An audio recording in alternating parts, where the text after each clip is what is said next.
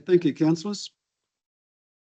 Now I have the Makao Investments Performance Report, and I'd like to welcome Noah and Luke into the room. Those that haven't met them, please take the opportunity of introducing yourselves if you do get that chance.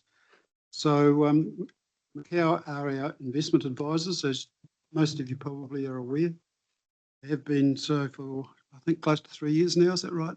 So anyway, I'll let you introduce yourselves and then you can present your report, please. Thank you, Mr. Chair, and tēnā koutou katoa. Good morning, everyone. Great to see a few familiar faces and a few new ones as well. My colleague Luke Longdale will lead you through the quarterly report. But before we do that, I'd just like to spend a few minutes to give you an introduction to Makao Investments, tell you a bit about our business and also what we do for the council. So we're an investment consulting firm. The business was founded in 2019. My business partner, John Horrell, and I started the business. We work with wholesale investors across New Zealand, financial advisory firms, not-for-profits, institutional investors, and have some high net worth clients as well. We only provide advice. We don't sell any investment products. We don't do any brokerage trading stocks, and we believe that puts us in a position to give our clients unbiased, conflict-free advice. We provide advice on investment governance, so helping with the decision-making structures. Most notably for the council, the statement of investment policy and objective is sort of the main governance document in that regard. We provide also advice on asset allocation, so how much risk should you take to achieve your investment objectives, and how should you divvy up the investment between different asset classes such as shares, bonds, and cash. We also help our clients select fund managers that implement the investment strategy. And then last but not least, we provide quarterly reporting. And obviously, we will go through our quarterly report in a minute. We're obviously keen to do a great job for our clients, but as a business for us, it's important as well to have a positive impact on the broader community. So part of the revenues, part of the fees our clients pay us go back to charity. We support a number of charities in New Zealand, so keen to have a broader positive impact on the community as well. In terms of the journey so far with the council, so we did a lot of work on the overall investment strategy, and this is for now a long-term fund. So really important to keep that in mind and balance what we refer to as intergenerational equity as you think about the usage of the fund. So you want to make sure that part of the money is used for current generations. At the same time, you also want to ensure that the fund is available for future generations and that you account for the impacts of inflation. So that's a big part of the discussion, and we'll see in the quarterly report that's something we track over time as well for the council. Now, based on our analysis and our advice, the council decided to increase the risk of the portfolio, and just want to, I guess, acknowledge those that were here for that decision. I think it's a prudent decision, given it's a long-term fund to increase risk, and very pleased to see as well that we're off to a good start. So really pleasing to see that has had some immediate positive impacts on the fund. Now, investing is about the long term, and surely at some point we will see some movement downwards as well in the investment fund, but really pleasing to see that for now performance has been really strong after that decision to increase risk. We've also made or advised the council to make a few changes around investment managers, and again, we'll see through the quarterly report that that has had some positive impacts as well. So just quickly as well, in terms of personal background, you would have realized by now, not a born and bred Kiwi, originally from Switzerland, but have been here in New Zealand for 17 years now. So definitely home and live with my family up in Auckland. So I might just pause here, see if there's any questions about our business, about what we've done for the council in the past, and otherwise I will pass on to Luke for a quick introduction and then for a summary of our quarterly. It's yours, Luke. Thank you. Thank you, Noah, and thank you, councillors. I'm Luke Longdale. I am a born and bred Kiwi, New Zealander, born up in Auckland, but recently, well, actually, no, 6 years ago, we moved down to Rotorua, so that's where I'm based. I've been at Makao for about 18 months, and yeah, get to come around meeting clients, and yeah, thank you for having us to present the report. You've got it in front of you, I'm presuming. We have. You want it putting on the screen, or you? I can do, or I'm happy, if you have it in front of you, I'm happy just to talk to the pages.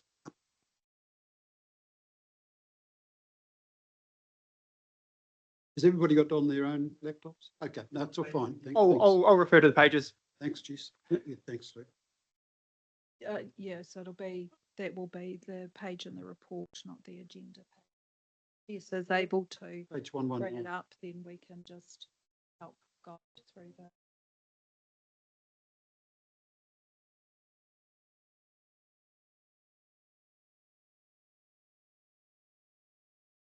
Just while people are looking for that, maybe, just can I bang a quick question in? Just around the risk profile. So, you know, how have you balanced that? And when I look at the fund and we talk about it being intergenerational, I suppose I would like to have a bigger discussion around that whole risk profile and how we do it, because it's quite different to a private fund or something else, because, you know, people generally die, and so you want a shorter profile. But and where I think about where the council might go and with council restructures, people are concerned about the lolly term here and you know, future councils or management getting their hands in it. If we made it you know, a longer horizon, we could take a longer risk, which then removes the temptation for people to go and cash in the fund, because we don't know where we are in the cycle. So, you know, so I look at that whole picture and trying to balance that up and wonder if we're actually too conservative. That's a great question, and I think part of the discussion was when the change was made a couple of years ago, that probably at that point the strategy looked very conservative. The council has decided to increase the risk. Is there room for further increase in risk? Arguably there is, but I guess the strategy has been, you know, very recently only implemented. So we're only looking at sort of a bit more than 12 months that we've been in the new strategy. So typically we would say maybe, you know, take sort of a 3-year cycle to review the strategy and just gain some more experience, I guess, with the ups and downs that are coming. But yeah, it's fair to say that, you know, a further increase in risk in terms of the long-term profile would be something that we, you know, would be open to discuss. But yeah, I'm just conscious of it's been a very recent decision to increase the risk. So going straight back and increasing it even further comes with its own challenges as well, especially in current market environments. Maybe if I can just comment on that too, and thanks for raising it, Gary, because I was going to raise it anyway. And that the time for us to review that will be next year at the long-term plan discussion, and discussion on the SIPO and whether it's fit for purpose for the following 3 years, or it might be the following 50 years. Who knows what it's going to be? But yeah, certainly we'll be having that discussion and seeking advice from Noah and his team at Makao to assist with that decision making. Mr. Chair, if I could also just make a comment in terms of when we did the last SIPO review, and probably particularly the distributions policy, we were in a position where our fund value was actually below the inflation adjusted value of the fund. And so that was part of a number of decisions that were taken through the last SIPO review, particularly around what we spend of the return versus what we're holding back. And you can see in terms of where we're at now, that strategy has worked extraordinarily well for us, with some gentle supporting tailwinds from the market as well. But I think it's that whole view of risk that we need to take in a structured way, and the SIPO review is the time to do that. Okay, so that, Luke, we'll let you proceed, please. Thank you. So yes, if you can flick to page 1, please. So this is a bit of a summary, I guess, of the strategy. And a reminder, so that the top left hand, you've got the target. So inflation plus 3.5%, that's an annualized target. And a few comments, and we'll kind of draw your attention down to the bottom. But you're right, the Q4 performance was another solid performance for the portfolio, largely driven from a few things. So supportive monetary policy. So the Federal Reserve, RBNZ, they both cut twice during that quarter, so that was supportive. Resilient corporate earnings. So again, that was quite supportive for sentiment, as well as AI hype, and you've had a discussion around AI, but that also kind of buoyed the market. Emerging markets also performed strongly during the period, and again, that's another fairly new addition to the portfolio. But that was also a strong contributor for the portfolio for the performance-wise. Real assets, so that's infrastructure, another positive return, and then global bonds, again, as those yields reduced from central bank cutting their interest rates, that was also buoyed by that action. So as a result, the council's portfolio increased in value, ending the quarter at just over 113 million. And then you can see down the bottom, if we look just at that strategy journey very quickly, it's well above that inflation-adjusted capital target, which was mentioned previously. So that's the kind of the small brown bars, I guess, that you can see kind of in the last 6 months or so. We move to the next page, please. You've got the top left, the portfolio value in dollar terms. So again, you've got quarters, 1 year, 3, 5, and then from inception, from the reporting. So from the quarter, a very strong investment gains. Those are unrealized investment gains, but 2.6 million for the period. And again, over a 1 year, again, another very strong return, over 11 million there. You've also had some cash inflows for that 1 year period, but really it's the investment gains which has driven performance. One other thing just to highlight, since the reporting, so again, from just over 2 years, investment gains of almost 24 million, so very strong performance over that period. Looking at the asset class breakdown, which is the chart at the bottom of that, you've got what we call the strategic asset allocation, the SAA. A couple of things we look for, obviously, that we want to have each of the asset classes within their target range, and happily to say that they are all within that range, so no concerns there. Another key thing is the defence to growth asset split. So the current portfolio has got a 60% target for growth assets, 40% for defensive. It is a little bit overweight that, not alarmingly so, 2.3% overweight growth assets. I guess that's the nature of, as equities have a strong 6 months, 9 months period, those growth assets have increased. Again, nothing of concern, still within range, but that is something that we're looking at. Please to the next page, page 3. Portfolio returns, the top left table has it in percentage value. So net return of almost 2.5%. So again, a very strong return, and over 1 year, well over 11%. Pleasingly, both the quarter and the 1 year, as well as longer terms, but quarter and 1 year are well above those benchmark figures. As alluded to before, the portfolio now is a little bit more passively managed with some of those Vanguard funds. So you would expect it to track that benchmark, but again, a net excess over benchmark over the quarter and the 1 year. The target as well, probably arguably maybe more important. So net excess over target, almost 1% for the quarter and 4.6 for the year. So very strong performance against that target. Just looking quickly at the attribution analysis below that. So that really breaks down where that outperformance has come from. For the quarter, it's come from those security selection decisions. So that's the underlying decisions that the fund managers make. A small excess there.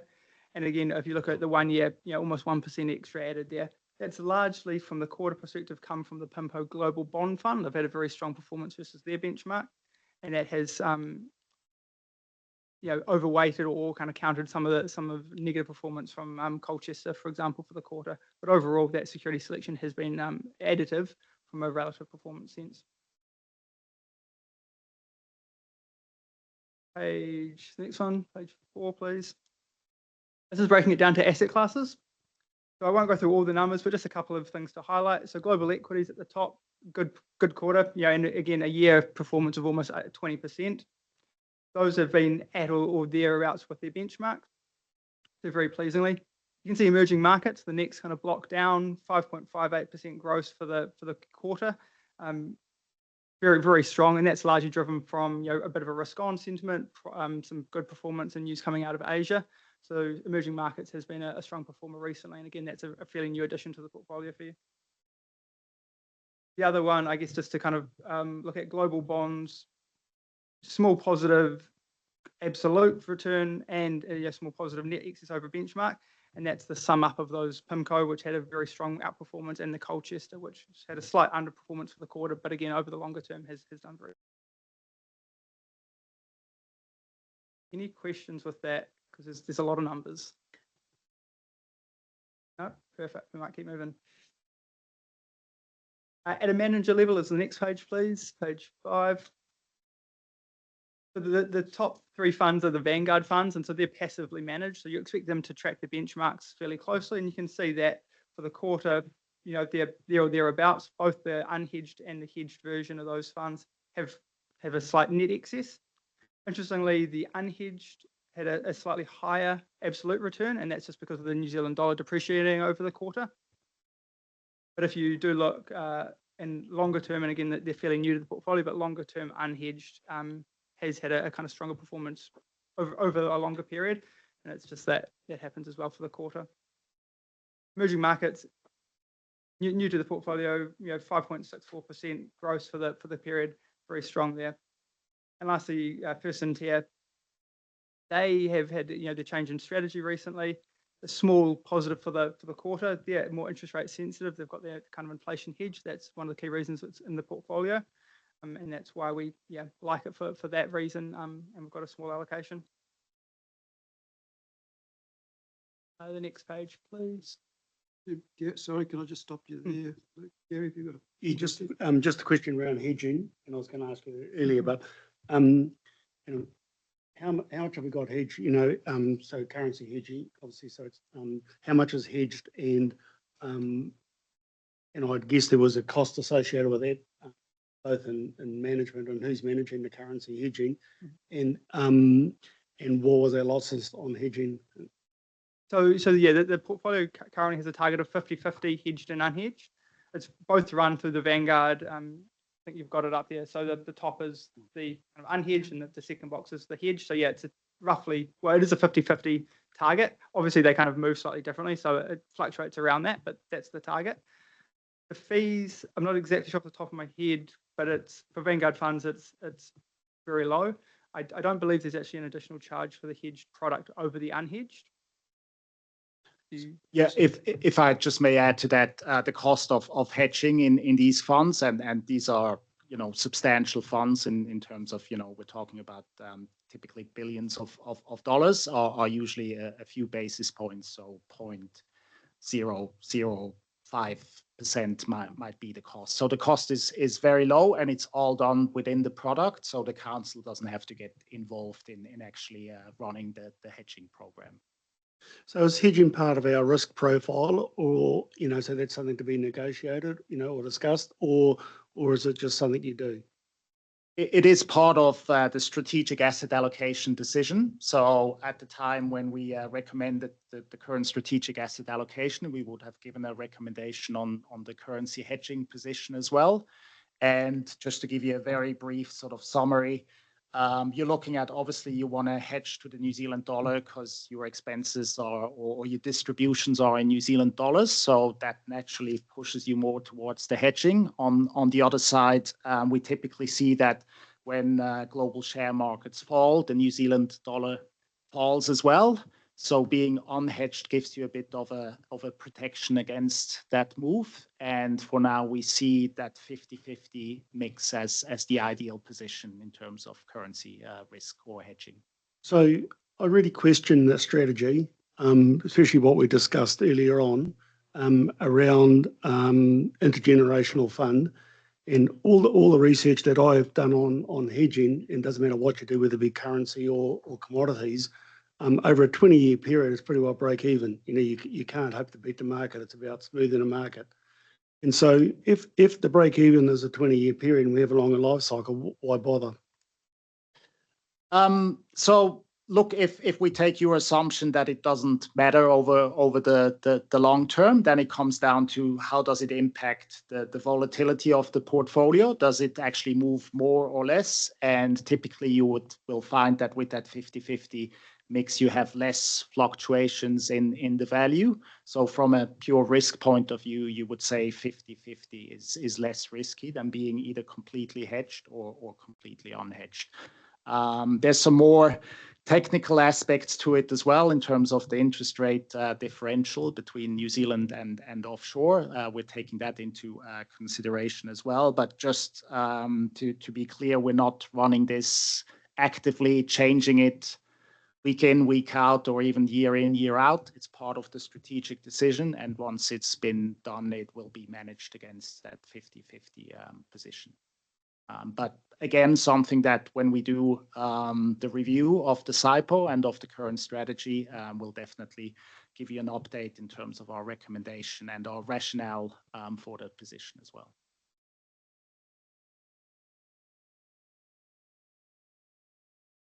Come back to you after. Perfect. This page 6, please. The last lot of managers. So you've got your PIMCO and your Colchester.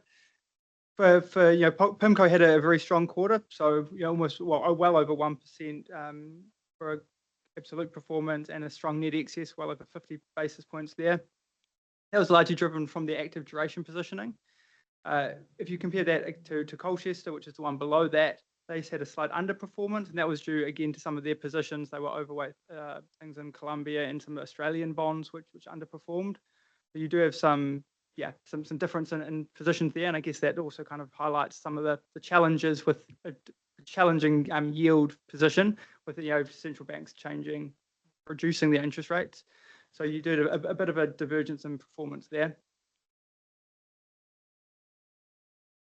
I guess the last thing, the Macquarie New Zealand Cash Fund, again, it kind of tracks a benchmark. They had a strong quarter, absolute right, and a small net excess there. That is it for the report. But yeah, welcome any further questions or thoughts. Thanks, Luke. Keith, you got a question? Thanks, Chris. Thanks for the report and thanks for the interchange. I'll just follow up on Gary's discussion about hedging and that. So firstly, because I'm new to this table, so the funds are actively managed, or are they in cycles? Do we set them in cycles? That's the first question. So it's currently a mix. So the Vanguard funds, so within global shares, emerging markets are passive, and the other funds are actively managed. And I guess one of the decisions the council made based on our recommendation was to actually move to a more passive strategy for global shares, where in the past, unfortunately for the council, there was quite significant underperformance against the benchmark. So this has been a more recent change to a more passive strategy. So it's a mix of both. Okay, that's appreciate the insight. And the other question is, I guess it's my concern. If I look at the impressive gains we made, most of it's towards the value of New Zealand dollar relative to the international currency. That's my gut feeling. We know if the economy starts strengthening, the dollar will strengthen as well. So where do you see our best position in terms of that, or are you not worried about that? So for now, we're happy with that 50-50 the decision, and I guess not hedging the position, as Luke pointed out, has been beneficial over the last few years. Again, when we did do the review, we will have another look at this. But for now, I guess within global shares, you sort of, well, whether it moves up or down, you will take some gains or losses on both parts of the portfolio. So you're sort of in that middle position where part of the portfolio will do better than the other, but we believe that's a sensible position over time. And if you look at, for example, a KiwiSaver provider, that's typically the position that most KiwiSaver providers have as well, is this 50-50 mix between hedged and unhedged global shares. Thank you. Thanks, Keith. Do you have any other questions for the Makao team? Mr. Chair, I just wondered whether Noah could maybe give some information to the committee just around that investment manager performance monitoring role that you have as well. I think we've had a couple of recommendations come through in terms of, you know, things going on watch, but it might be good for the committee to just understand that aspect of your advice as well. Yes, that's right. So part of our role is to research and monitor the investment managers as well. So we regularly meet with the managers, with the investment professionals that are making the decisions, especially for the active funds. That's really important to make sure that you're still confident that the managers are performing well. So just to give you an example, most recently this week, we met with the portfolio manager of the Colchester Global Bond Fund, who's based in Singapore, but was visiting clients here. And we use these meetings to ask questions, to get updates on the organization, on the people involved. So important to sort of keep an eye on what's happening with these active managers. And if we have reason for concern, then obviously we will bring this immediately to the attention of the council, alongside recommendation to potentially replace managers. And yeah, we've had some examples of managers that were part of the portfolio that have been replaced as a result of our recommendations. So that is part of our role to make sure that we keep an eye on the active managers, or all the managers, but in particular the active ones. Thanks, Noah. And I'd just like to thank the team at Makao for their efforts on behalf of the council. The returns are very good to date, but anything can change tomorrow. We all understand that. It's just the nature of having funds invested in the international market. So with those comments, I'd like to we've got a resolution here. I'm happy to move. Seconder. Thanks, Robbie. All in favour? Aye. Against? Carried. Thanks very much, Noah and Luke, and thanks for your forbearance being held up at the beginning, but yeah, we managed to accommodate you, so thank you. Thank you. Enjoy the rest of your day. Chris, just to what Gary was talking about earlier, like we did a lot of workshops for when we started with these guys, and your concerns will come up then, Gary, when we workshop of what our investment portfolio is, and they'll be here discussing it with us. And where we got to was the risk of the council sitting around the table. Like that's as far as we could go. So that discussion, what you're coming about, is going to be with this group, new group, is where we can take the risk to. So that's where I just wanted to point that out.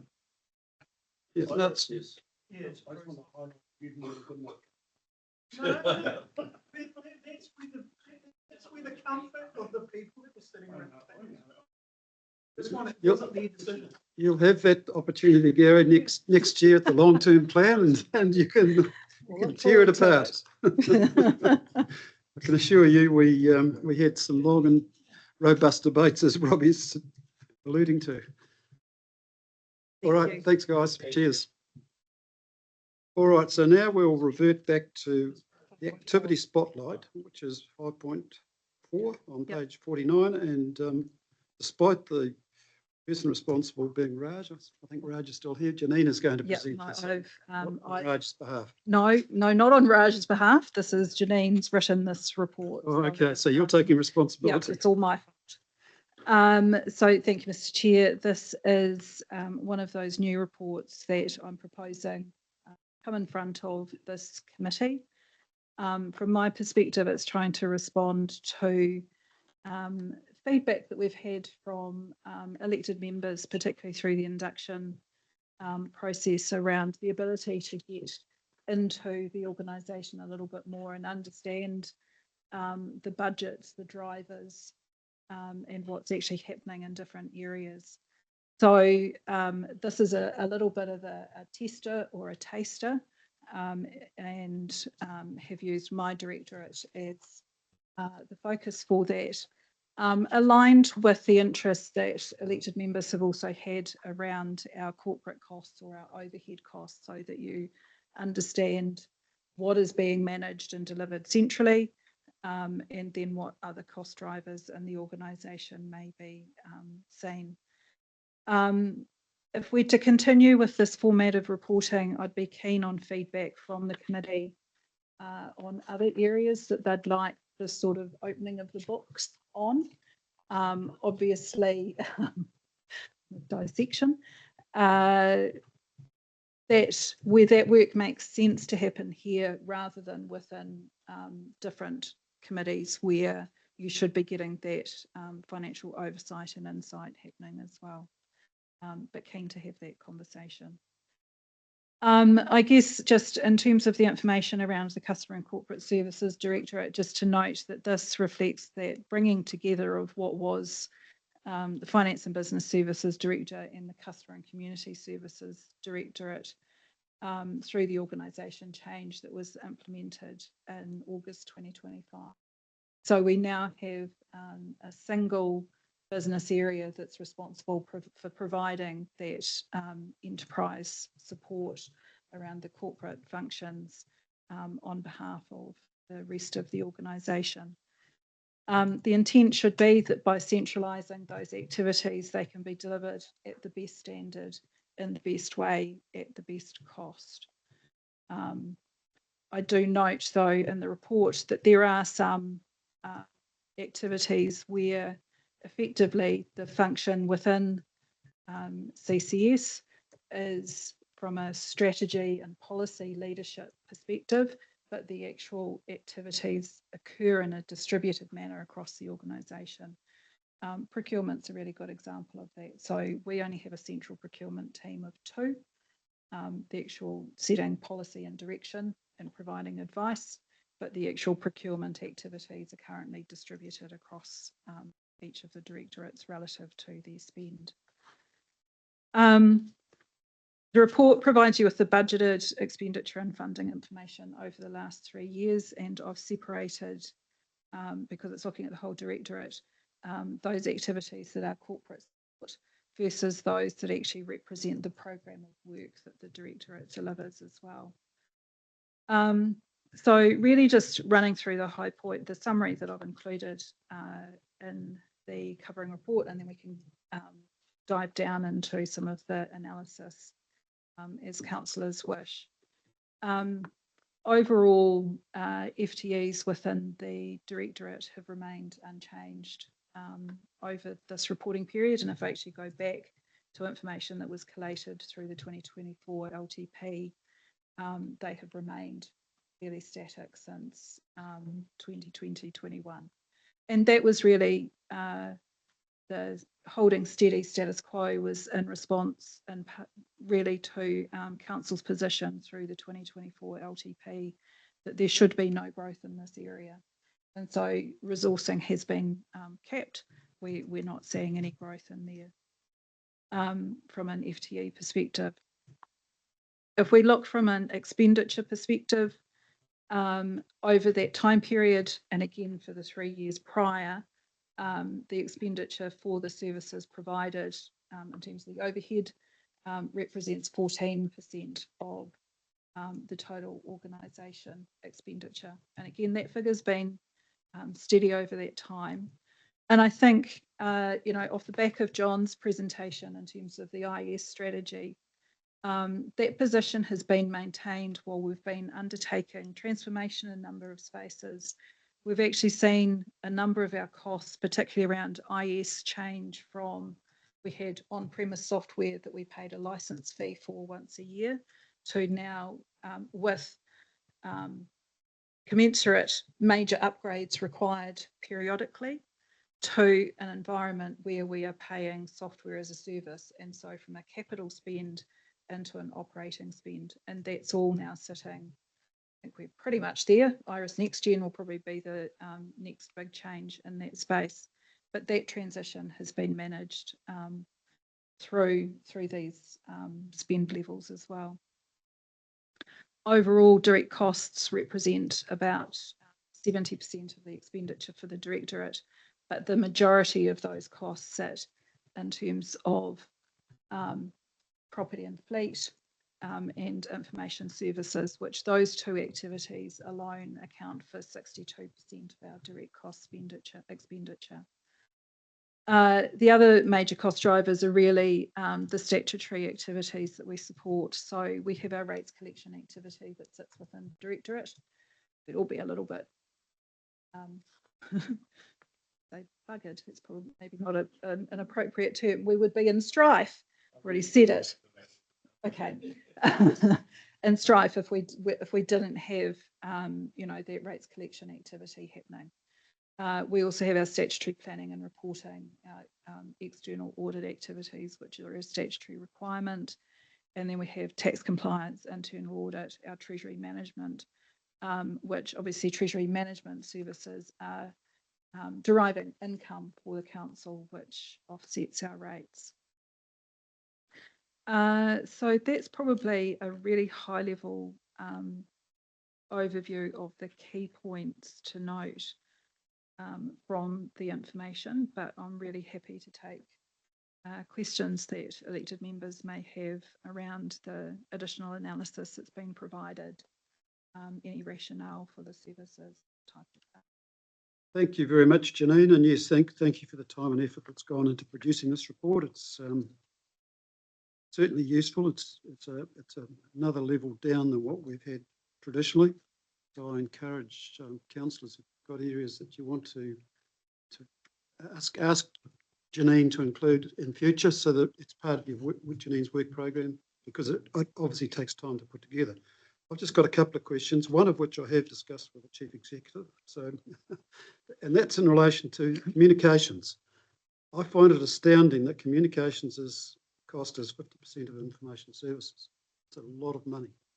So I don't know whether it's appropriate for it to be addressed here, but it is a significant outflow of ratepayers' money. And there's some sort of justification for that. So Mr. Chair, which page are you on? Page 55, just at the high level. Page 55, in terms of FTEs? No, well, I'm just looking at the cost. 17 million in comms, and we spend. Oh no, 30, no. Sorry, those are FTEs. So it's they're budgeted FTEs. Well, same applies, because numbers is dollars. Yes. So through the chair, that's our communications and marketing team. So a team of 17, largely split in half between our web team and design, as well as communications.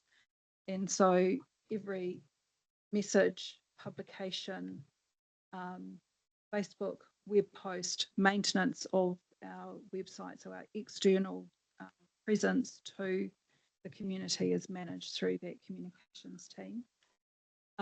While there's 17 staff, there's very little in terms of additional external funding that team operate with, other than the actual printing costs and some money in terms of running staff event type of thing.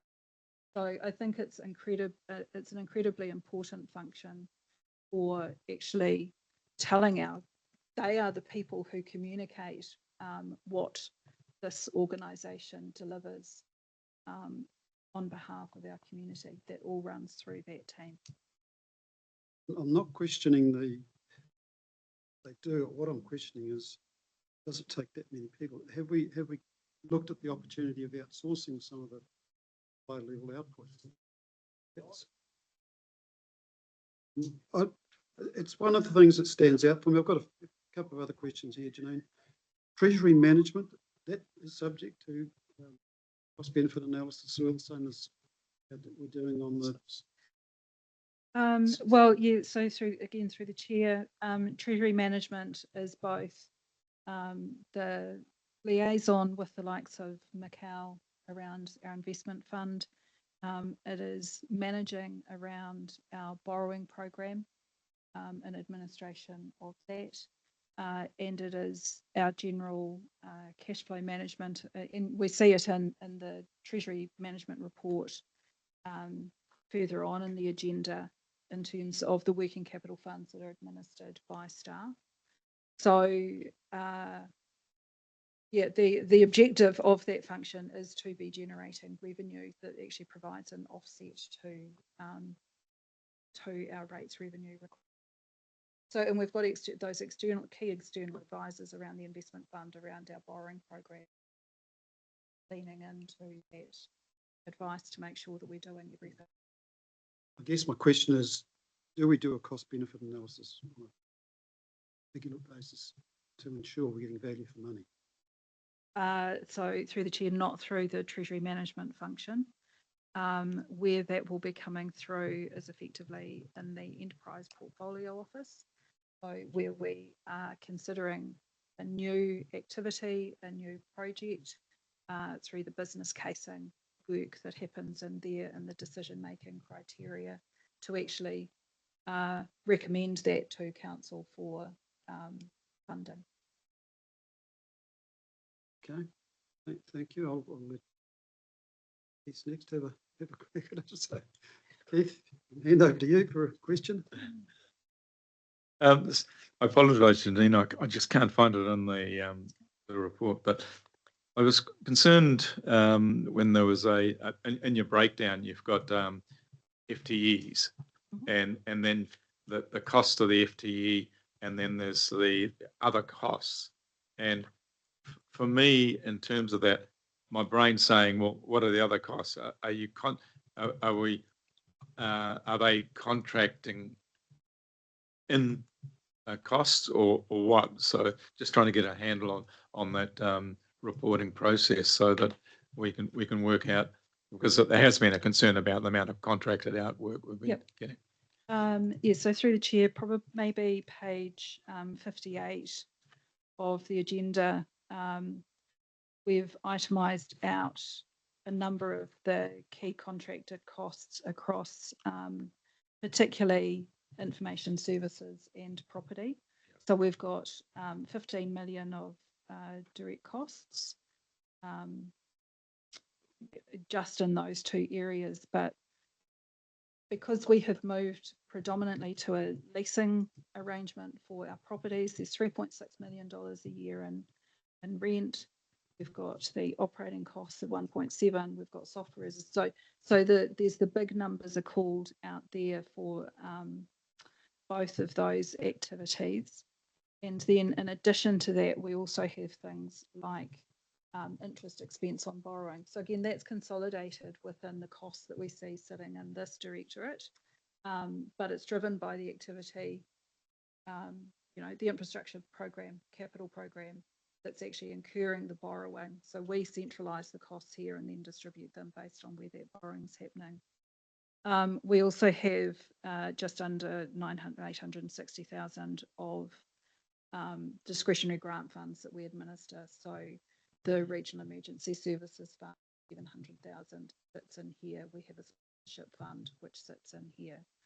So there's actually, when you look at it with that breakdown, there's very little that isn't accounted for. I think we've got $1 million that the graph on page 60 in terms of total budgeted expenditure and the breakdown, there's $1 million that isn't explained through those major categories, but that's the extent of it. The rest of it's actually quite clearly attributable to those activities.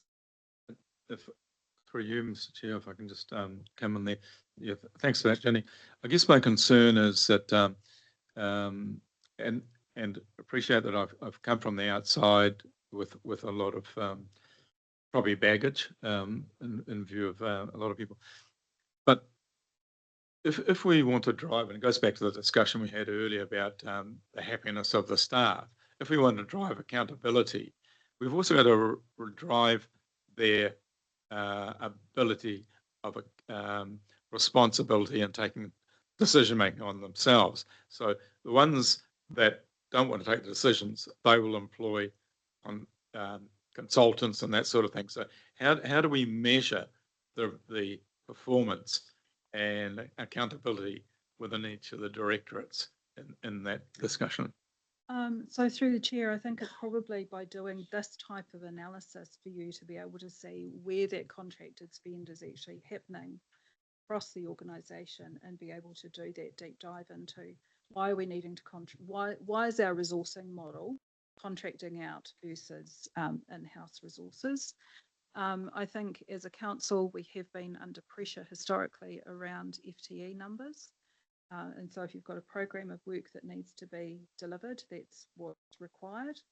And you haven't got FTEs, then the other option is contracting out. I'd note within the financial performance reporting, we provide graphs and information there on contracted services spend and different across the organisation, separate from consultancy spend. And I know that's been a conversation as well. And so we've always provided that transparency in terms of where the spend's occurring and how we're tracking with it. But I think it's this sort of understanding what the resourcing model is, what's the mix of contracted services versus consultancy. I think for us as a directorate, I would say there is very little that is contracted out, probably other than in the information services area where we're needing that specialist expertise to come in. Cybersecurity, for example. You know, some of the where we can't hold that skill all the time, and so we need to be working with some key partners to assist us with that. Otherwise, we don't wriggle room. Thanks, Gary. Yeah. Thanks, Chris. Okay. Yeah, just going back to the budgeted FTEs, Janine. So just for clarity, so there are no contractors or consultants in those FTE figures. That's correct. Yeah. Okay. No, that's actually, I'll probably leave it there because it was the main clarity. Thank you. Thanks, Gary. Just a couple of clarifications as well. Just around corporate. So your definition of corporate, is that just everything that's inside this building? And does that include rental when you say that 14% is spent? So it's so basically what happens in this building staff and yeah, so through the chair, this is looking at the customer and corporate services budgets, which is most of corporate services for WRC as a whole. There are some things, so this doesn't include, for example, people and capability, because that's not part of my directorate, and that is another cost. There's probably also a little bit in Marley's area.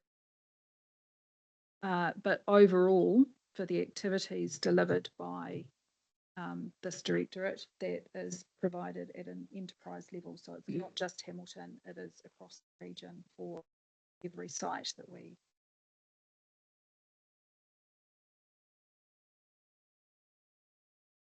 Through you, Mr. Chair, I think something that Janine said right at the start, I think that's important, is that often this cost gets reflected as the burden rate cost projects. It's not. The corporate costs are part of that. There's other costs which are held within directorates which contribute, to the total burden rate that people about. And the opportunity here is for, and I've got a discussion at the moment going on here about how we get committees to ensure, and I think Janine mentioned this at the start, they go across all areas of the business, be able to look into different directorates to see what is it the business they do, how do they perform that business, what does it cost, what's the value for money. So that's something that we're talking about, how we might go about getting that visibility. And this, as Janine said, is a first example of that we're testing to get the feedback. Yeah, and this is the only committee that's going to have oversight from a corporate perspective. So really important. And I guess trying to lead by example in terms of, say, that opening of the books and actually providing the information proactively to you to invite this conversation and question.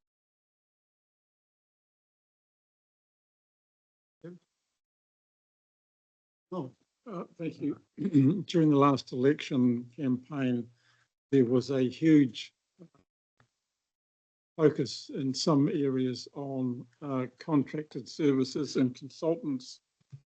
And it depends on what side of the coin you came from, whatever, as to what the facts really were. So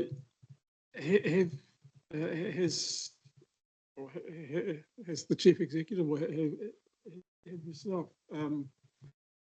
undertaken something in that area as to refine who's what? And for me, I've seen in the ICM space a difference in ability of persons supporting ICM with projects. I don't know whether they're consultants or contractors, but it would be good to know that each one of our directorates knows the difference between a consultant and a contractor, and that when those figures are asked for, they can be reported, and we can have some confidence in what external costs are that we can't do within the organisation. So has that work been undertaken? Can I just comment on that? Because this will be something which happens as at the end of the financial year. We'll be asking Janine to present to this committee a list of the consultants, external consultants who have been engaged in the last 12 months, what their fees were in toto, and yeah, but that's fine for the year, that reporting on it. But I want to know that we have actually addressed the issue of what is a consultant and what is a contractor, and that the directors and the staff who assign the coding, and so that information that you want to report, Chris, is accurate and can be relied on without being interpreted.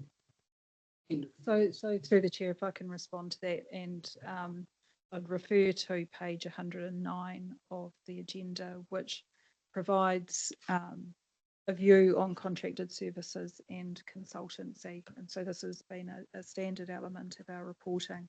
At the top of those tables are the definitions of those two types of expenditure. So noting that contracting out is contracted services is effectively, it's a service delivery choice. So either you've got staff doing it or you're contracting it out. And that can be around capacity, be it short, if it's short-term capacity that you need to do a job. Contracted services make a lot of sense because you don't want to have staff in place permanently for that. Consultancy is really around that provision of professional advice. So it's the expertise that we don't necessarily hold in the organisation, but we need to support the work that we're doing. Makao is an example. I can work my way through the conversations and understand it, but I'm no position to provide that advice. So being very conscious that part of actually the local government system improvements amendment bill that was due to have passed at the end of last year, but is still at a bill stage. There's a requirement in there for council to be reporting as part of its annual report on our contracted services and consultancy spend. So one of the things that I've been asking my team for, so the definitions that we've got here are well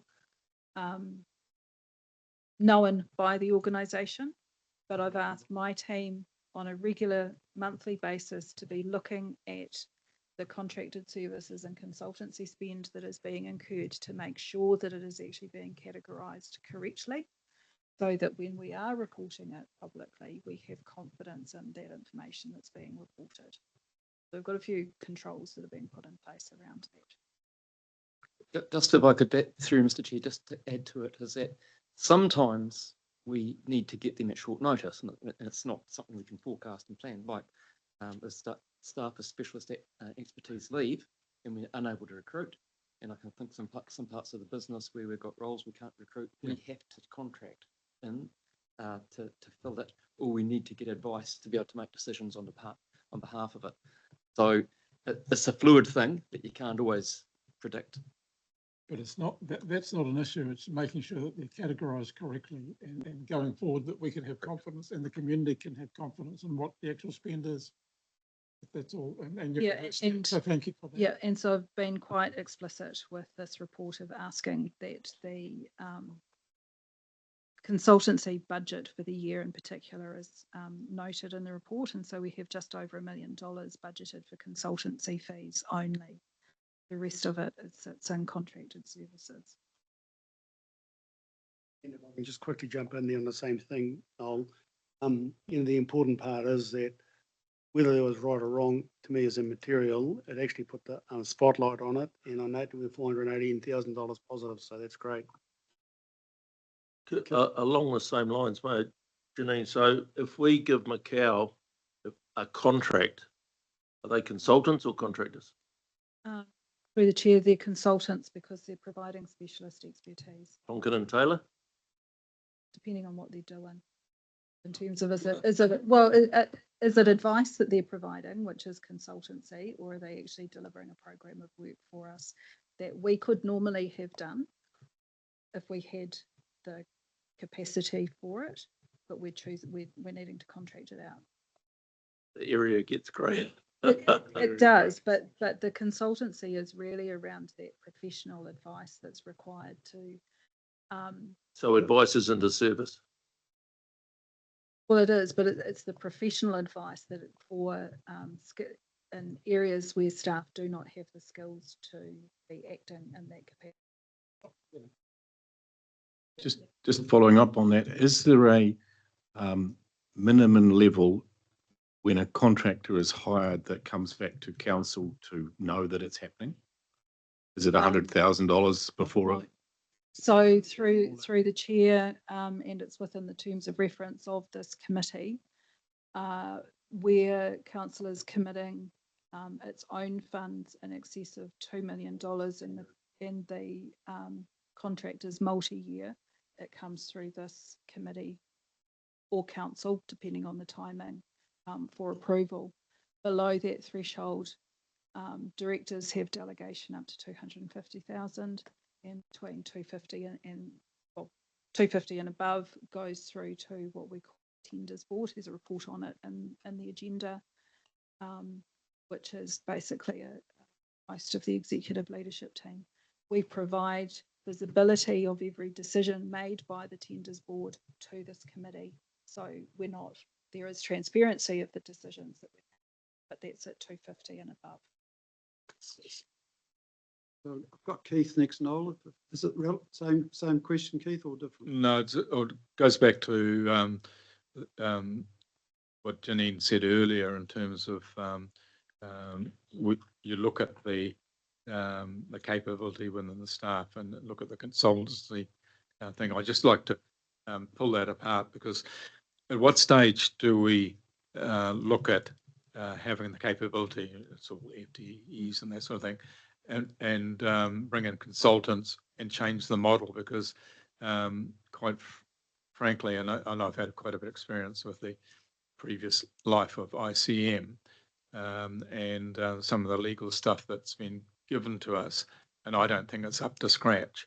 And so it's not only is the quality of the consultancy, it's the cost of it, and whether we need actually more capability within our staff. Would it be cheaper to get good people to make good decisions? Whether he wants to respond to that. I mean, Janine said before that the flavour over different councils over time, and I've been here 25 years as of last week, is that we seem to waver between people want a focus on FTE, keep it down because it's too expensive, or a focus on contractors, keep it down because it's too expensive. At the end of the day, you determine what it is within what we've been asked to do as an organisation, what we do and how much, and you approve the budgets for it. You then ask, through myself, the executive team, to deliver that program of work to achieve those outcomes. Now we've got to get the mix right of we try and get the balance between what's the best way to deliver it, both from a cost perspective, but also from a ability to deliver an expertise perspective. And it's a juggling act. You know, there's no simple on any day right or wrong answer on that. But but the political flavour can change over time, maybe because of what they some hear from the public, whatever, whether they think FTEs is important, or getting external resources to provide it, and it varies. Like in the transport discussion you had yesterday, it's one of the biggest parts of council's business, but it's probably got the lowest staff level, because we don't want to employ all the bus drivers and buy buses and do all of that. But that's a choice. So you'll see contracted services and transport's very, very high for that very reason. It's a juggling act. I just make a comment. I hear that, Chris, but it's the pressure, and you talk FTEs, and it's the pressure of the contractors. We need to get, all of us, any business we're in, we have to get more efficient and more better at it. And how do we keep that tension there? It's not criticising. It's us. Okay, how do we? I understand that, and that's what we try and balance all the time.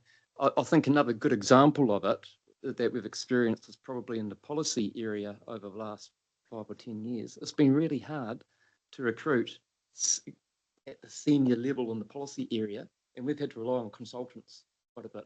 And the way that some of the planning has gone, there's been a lot of appeals and whatever. We've had to have a lot of legal assistance in that area, but that tends to wave and change over time as well. Can I just follow up? Yeah, first I'd just like to respond to that. And Keith, the basic measurement at the end of the day is the amount of rates that the organisation is charging. And the ratepayers out there will soon tell us if they think we've got it wrong. We charge our chief executive, whatever it might be. Some councils have a vision that we want to minimise the rates charges. Others have a different vision. They want to spend. This council, as I understand it, have got a vision that we don't want to spend. We want to minimise the spend. That's our chief executive is responsible for managing that. So he's got a pool of money that's collected, acceptable level of pool of money from the ratepayers. He's got to spend that in the most judicious manner possible. So it's not our responsibility. That's his. So sorry, Liz. And then Oh, look, I was just going to say, first of all, that's also a 25-year debate, right? The use of contractors around most local government tables. But I was just going to ask you about the process you might follow around collecting quotes or going through a tender process, because I think that's part of this conversation as well, is that you're not just picking your favourite contractor. You often go through a process to establish the best rate. So I thought that might be worth an explanation at this point. Yeah, so thank you, and through the chair, we do have our procurement policies that require at different levels in terms of how many quotes are needed, when you should undertake an open market evaluation, with some exceptions around when for various market conditions you won't do that. I think the threshold for anything over $10,000 we should be seeking a quote for, and then it goes up from there in terms of the market competition. We're currently doing a review of our procurement strategy, and so that would be one that I would propose to bring back, just as we've done with John through the Action Services, to bring that procurement strategy and through the committee as well. Yeah, look, that's perfect. Look, in my experience, our ability to manoeuvre or manipulate that procurement policy is where we can make the change, if that's what we want to do. Look at you, Keith. Thanks, Liz. No, you've got a question. Thank you. Janine, you mentioned the tenders board earlier, and for the last 3 years I've looked at that, and I take myself back to the decisions around the vessel. And I'm not sure whether this is the right place, but you've given me a lead in here. So whether it's the audit and risk. Is it? So the reality for me is council approved, for example, 7 million for a vessel. That was the last involvement of council. Then you received the tenders through the tenders board and selected a vessel. which we've seen pictures of. We may see this year. We hope we see it this year because there's enough water around to bring it in. But to the cold hard facts, I have wondered, because the community doesn't see the tenders board as delivering that vessel, it sees council as delivering that vessel. So that's in the ICM space, and there's not that much expenditure in other portfolios. Others may challenge me on that, but I'm just wondering at what stage, or should council or councillors be invited to observe and ask questions at that tenders board? I don't want to be, or don't want to see councillors become involved in operational matters, but the responsibility and accountability rests with council on that 7 million expenditure. So should we be looking at the policy, and my question is not to you, Janine, but to this committee, or whether it sits with council, but should we be looking at whether there should be any involvement or any input, and there's mechanisms in how to keep that private and so on. So I just want to raise that issue at the moment. Is we say, yep, there's 7 million, for example, to spend, go spend it, but we have no input, but are accountable for that spending. Can I pick up on that to start with? I don't totally agree with what you're saying, Noel. Like, and we had the unfortunate experience of coming in right at the end of that process as new councillors. So it was a fait accompli by the time it came to us. But one has to, accept that there was high-level consultants employed to arrive at the point where we were given information to make a decision, yes or no. And there was a significant questioning at the time of all the commercial issues that potentially could arise from that before the decision was made to go ahead with it. Once that decision's been made, I think, as far as I'm concerned, council was comfortable with the direction of travel. We may not have agreed with it, but we didn't have a choice because that was it. Since then, there's been monthly reviews on progress of vessel through the major projects subsection of risk and assurance. So there's every month there has been a report come back, and we've been kept up to date. There's a traffic light system of yes and no where we were. So there has been, if you like it, we can't change the time frames. But it has been subject to scrutiny since the day that contract was let. You may be missing my point. Is once council says, right, here's $7 million, now go and find us a vessel, because we didn't have a contract before, is the way I remember it. I may be remembering it, but okay, that's fine. Go and get us a boat, vessel, whatever it is, barge. But from that point on, no one on council who is responsible to the community, not ELT, which is the tenders board. So yeah. So what's the problem? What's the problem? Through Mr. Chair, I think I understand where it's going, and a procurement strategy that considers all these matters. There's a review taking place, Janine. This can be considered when that lands. Yes, although I would come back to our delegations and effect that council delegates all of that to the chief executive, and then the chief executive delegates there. So it's through that delegation pathway. Yes, delegation. That effectively Chris is your agent in making all of those decisions, and then he gets to set in place the delegations that sit within that, which part of that is the existence of the tenders board. So delegations can be changed. What I'm asking for is council, is it a question then that we need to ask ourselves? And I'm happy that if council says, yes, we're fine with the current delegations, but if over a figure, X amount of dollars, once a tender has been settled on, that it's referred back to council so that we have some comfort as to why the tender was landed. It's all very well to say, yes, here's some money, but we should be satisfied because we as a council are accountable to the community for the expenditure. So through the chair, I come back to the current terms of reference for the committee, which provide an escalation pathway, I guess, from the tenders board. That whether there's something in there that you want to see that says, other than those $2 million multi-year projects, what else is it that you would want to have oversight of from a principle-based perspective? And it's really hard until you're standing in the middle of an actual activity that you go, actually, we want to see that. And I know there were a lot of meetings with council in terms of the barge and the contracting of it and the costs and risks. I can't recall whether it was. Can I just ask, what would we have changed with the wisdom of hindsight about the whole process? Because that's really what you're wanting to put in place. And if I'm understanding this correct, you want a different process, but what would a different process have delivered? I'm receiving comments because there are people who have gone up and looked at the vessel. Some of them are experts, in inverted commas, and big inverted commas, and others have probably got some understanding of what it's all about.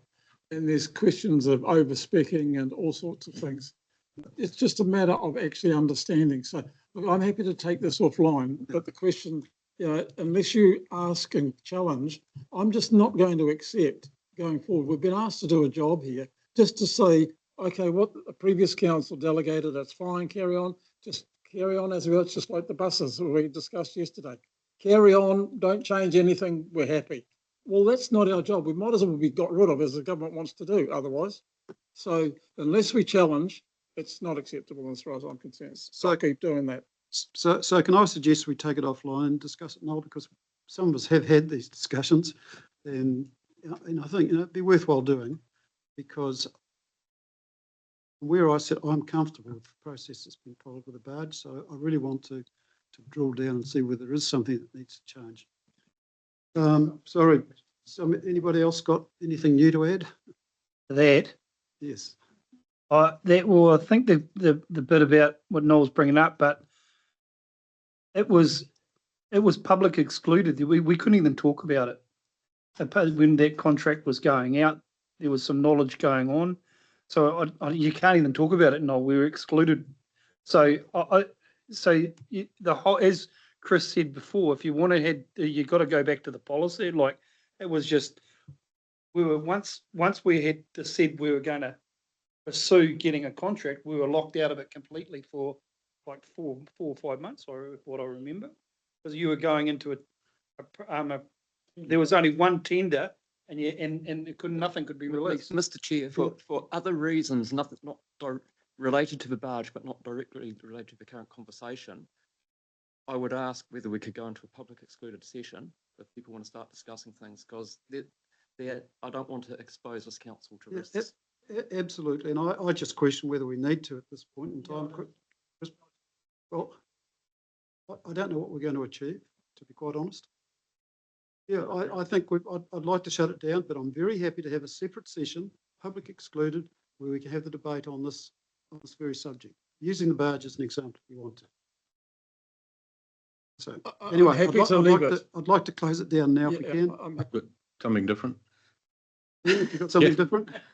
I'd just like to say that when we get the report showing that consultants versus contractors, hopefully we will get an explanation of what the contractor is doing, because many of the contractors previously were termed consultancy services, even if they were doing a contract. So we need to be aware of exactly what that is, because all of this is being approved at a level at which we're not aware of generally, under 250K or whatever. So hopefully when you get that data, it would be useful to read.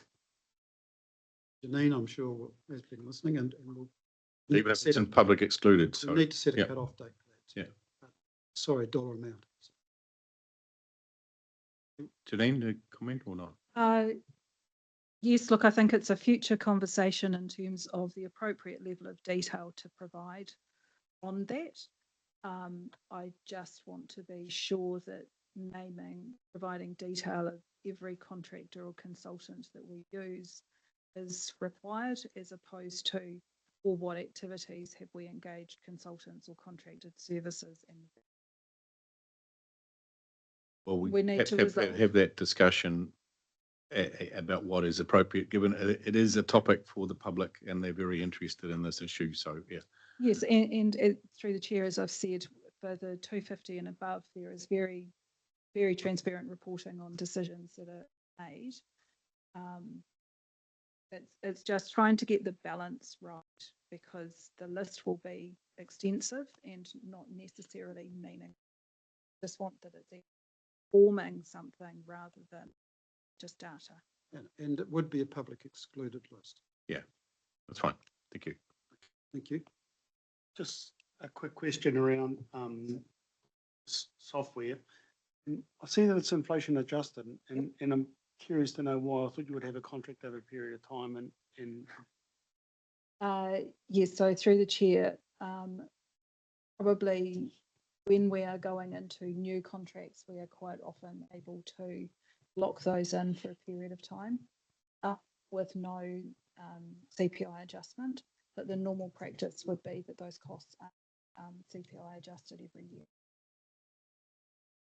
I fail to see the justification for that. Do you question that? Because, you know, license, you know, when you normally have an inflation adjustment, you know, it's for, I suppose, you know, fuel, electricity, all the things we know that adjustment. Software is not. But it's funding for the organisations that sit behind the software that's being provided. They are doing all of the modifications, updates, new releases that we get via our software subscription. So it's not just the pipe to connect the software, it's actually the effort that's going on behind in terms of their own cybersecurity, development of their products, all of those. That's what we're paying for through that subscription fee. John's nodding, so hopefully I've got that. Can we, I'd like to, somebody to move the resolution, please. But certainly the activity spotlight has generated plenty of discussion. So. Thanks, Keith. Seconded. Gary, thank you. All in favour? Against? Carried. Thank you for your contribution, everyone. So the next item on the agenda is our non-financial performance quarter 2. And we've got Raj. Yes, so Mr. Chair, Raj won't have met people on the committee. So Raj Sapaya is our new Chief Financial Officer. So he joined us at the end of November last year. So getting his fingers and toes into the business of the organisation and understanding who we are, how we work, who all of our people are, and now we'll have the pleasure of getting to know all of you. I think Jane Appley, who is our corporate planning manager, is online probably for questions, but Raj was just going to introduce this. Thank you, Raj. Welcome. Through your chair, Tēnā koutou, Raj Sapaya here. Thank you, Janine. Janine mentioned Jane is online to support, and I think I'll run through the report. Taking the report as read, but I just want to highlight a few things and provide a brief summary. The non-financial performance report sits alongside the 7 onwards. Sorry, Keith.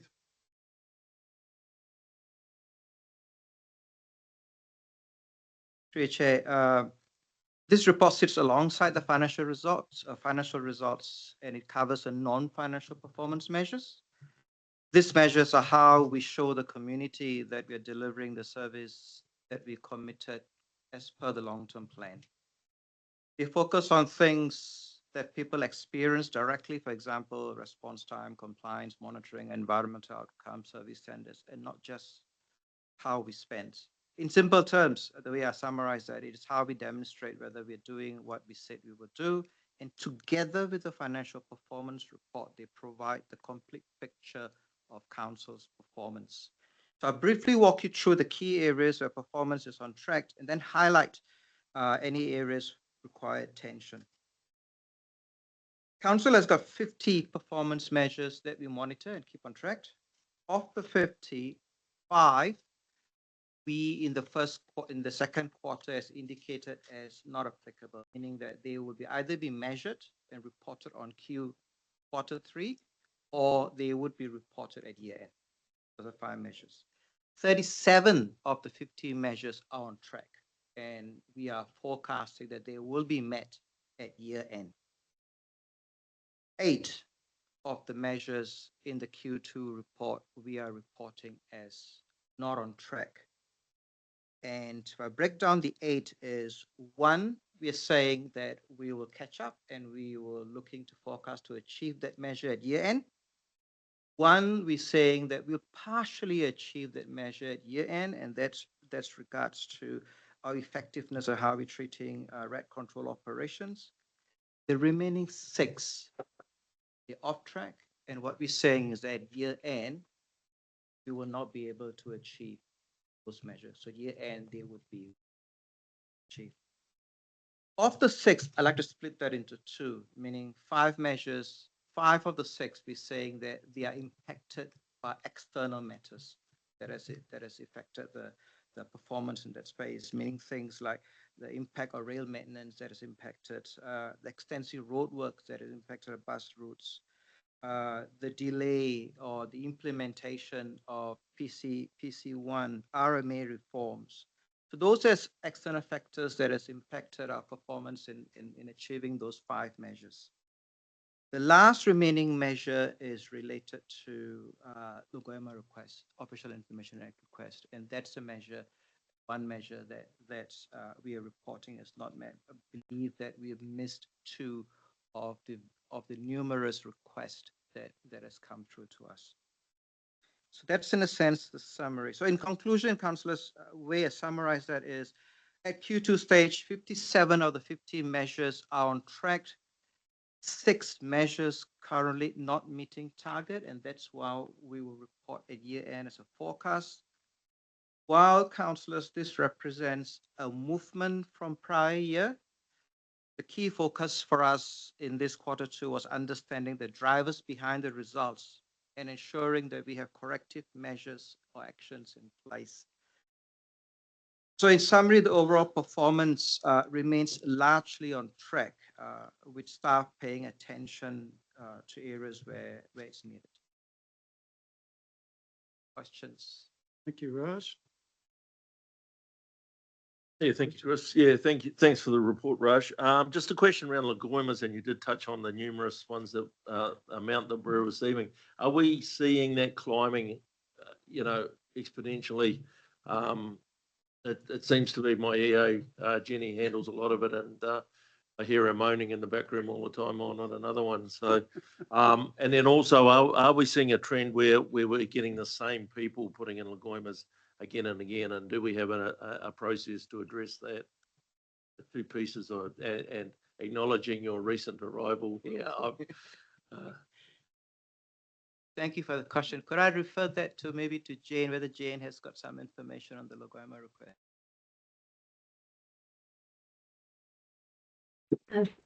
Good afternoon, councillors. In relation to, as I understand, there hasn't been a significant uplift compared to previous periods. It's in line with what we've, the volume of inquiries that have come at least last year. I would have to follow up with our Democracy Services team in regards to whether there is some data that we're collecting around repeated requests, and whether there's an issue that's there that we could be addressing.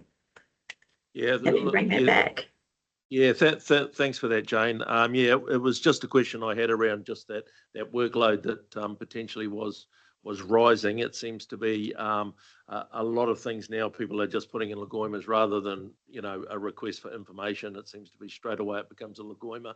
And then 2, just whether there was that recidivist type activity where it's the same people putting in numerous ones again and again. So yeah, if we could have a little bit of information back on that at some stage would be great. Thank you. And through you, Mr. Chair, my observation is, yeah, we've got a lot at the moment, as you're hearing through the door. But we do get a lot of repeat ones, and a lot of them, like the taxpayers union type ones, come through, and they're big, and they take a lot of time to get the information together. We had one from Federated Farmers recently about all our rating information across all classes of activities. I think people put these in and don't realise actually how long they take. And I know we spend a lot of time with a lot of the Goima requests when people ask for something, they don't understand that. And we go back and actually say, actually, what is it you really want to know? And we can often trim it right back. It takes time. And those ones are quite often annual requests as well. I think on certain ones around Christmas time. Does council have a legal right to be able to charge for that provision of that service? Yes, we do. Have we Over ever done that over a threshold. from repeat offenders? Put it that way. Yes, and that's why some people often narrow their request right down when we indicate what that they'll be charged for it. It's that balance between public interest. A lot of media requests. For example, there's a public interest in it versus if it's vexatious. I think there are mechanisms we can deal with vexatious ones now. Okay, thank you. Ben. I was just going to say, given this is the first time you're here, do you want to give us a minute on your background? Thank you. Okay.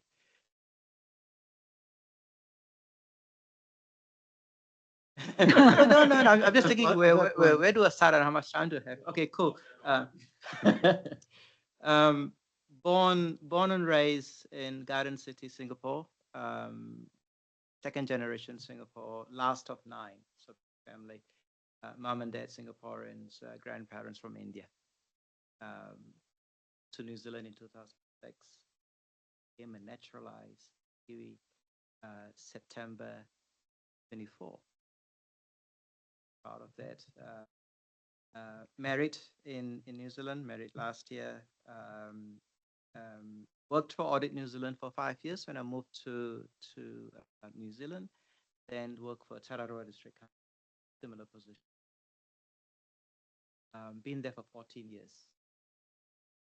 Took a career break and great opportunity here.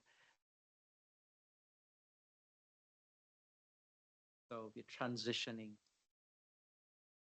to Tararoa. So in Tararoa, Dannyburg from Singapore.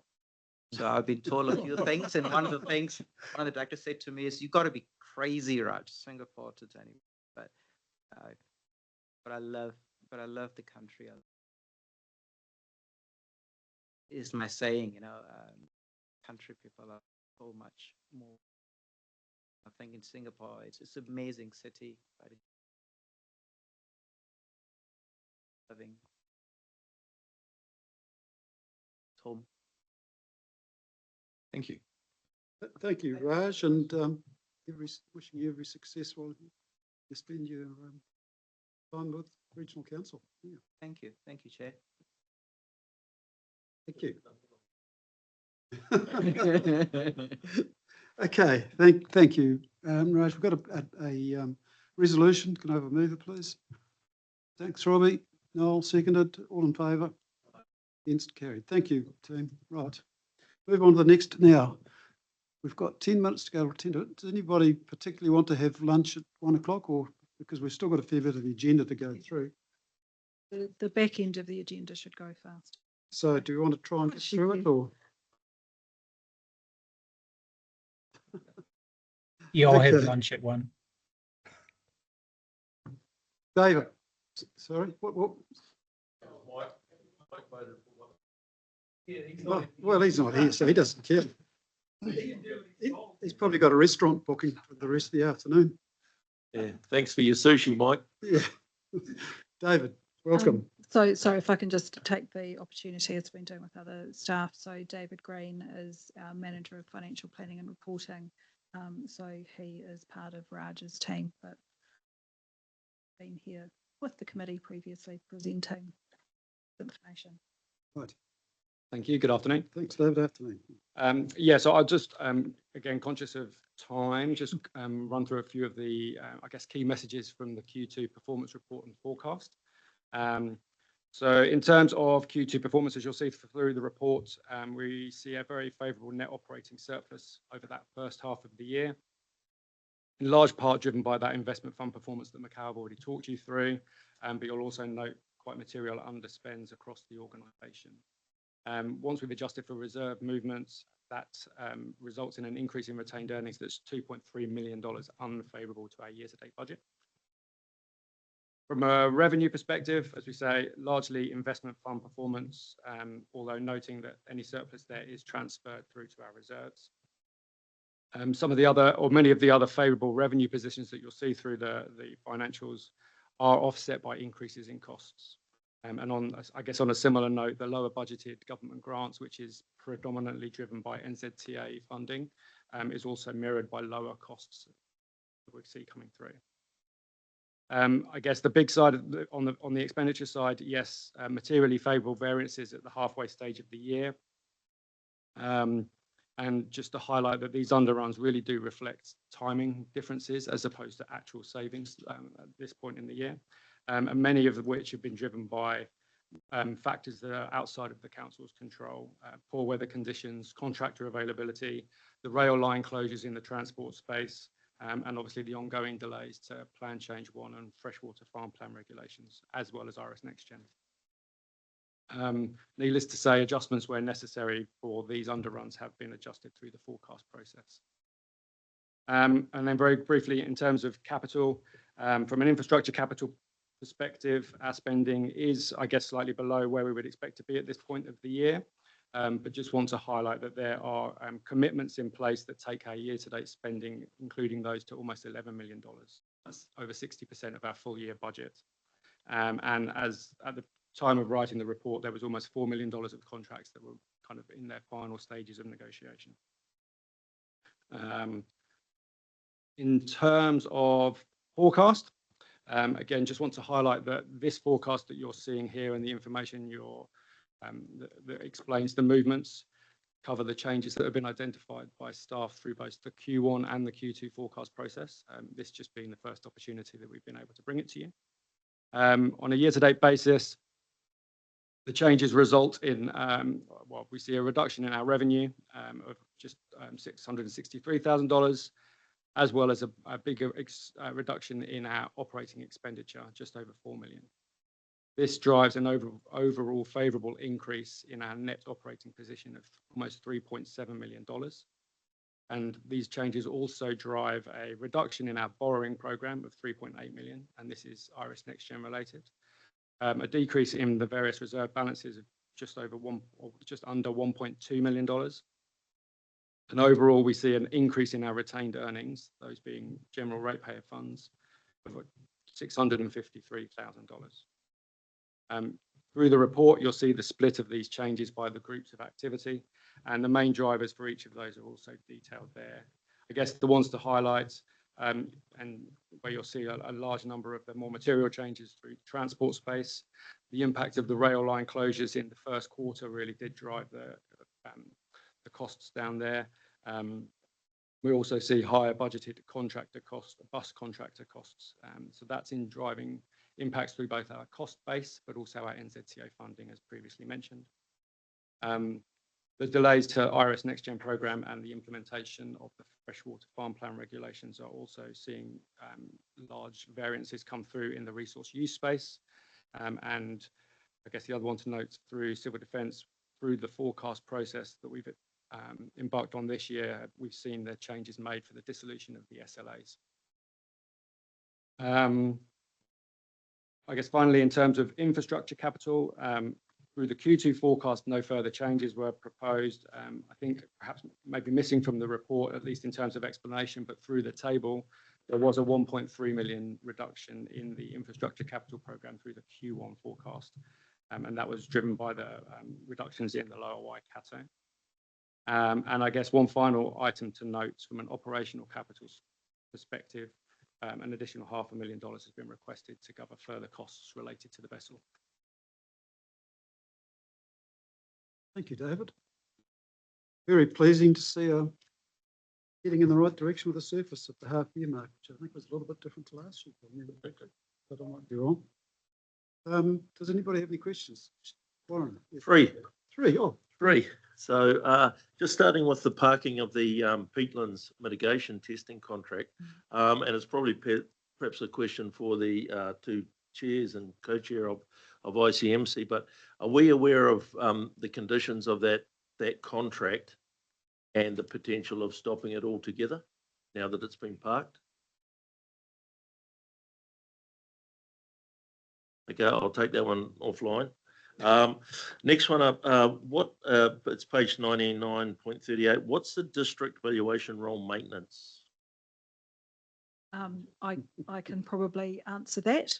Thank you. So that is the rating information that we rely on for being able to assess all of our rates.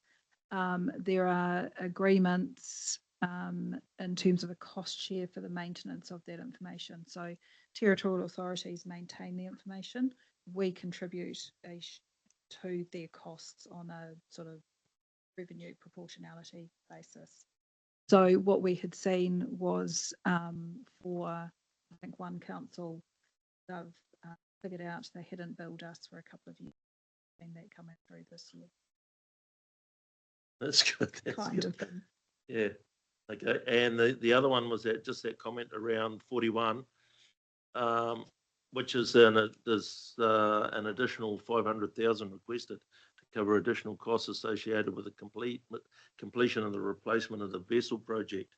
I know we've discussed the vessel earlier, and if it needs to be public excluded, maybe that's something we can do. But just that all the key project groups I've attended have said it's within budget and contingency, so I'm questioning $500,000. Yeah, so through the chair, I think if there's discussion wanted on that, it would pay to take that into public excluded, so we could just provide a text. Noting that we are moving into public excluded later on in the session. Happy to raise it there. Thank you. Yep. Thanks. Warren, any other questions?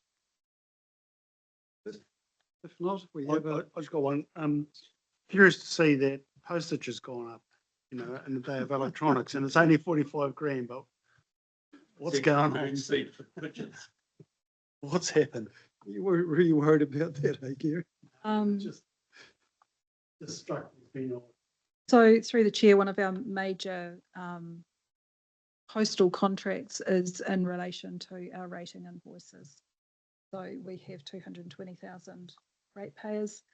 While we encourage them to go onto direct debit and also to receive their invoices electronically, they don't all. So that's a contractual commitment that we have there. And we're required to make every effort that we can to ensure that that rates notice is delivered. Otherwise, we can't necessarily collect the rates. Just on that, Janine, do any election-related costs come into that postage side of things? Do we cover posting out of electoral papers with the districts? Does it? It doesn't. Yeah, I'm not sure. We could.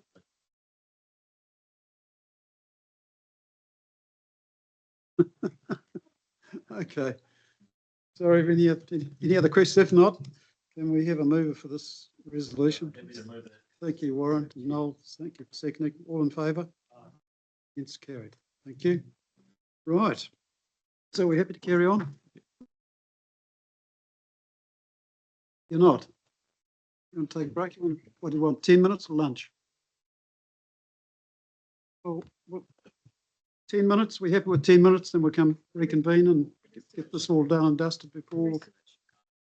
Yeah, Janine's confident we'll be able to finish it very quickly. Finish at 3, you said. Before the line's going up. Deal with it.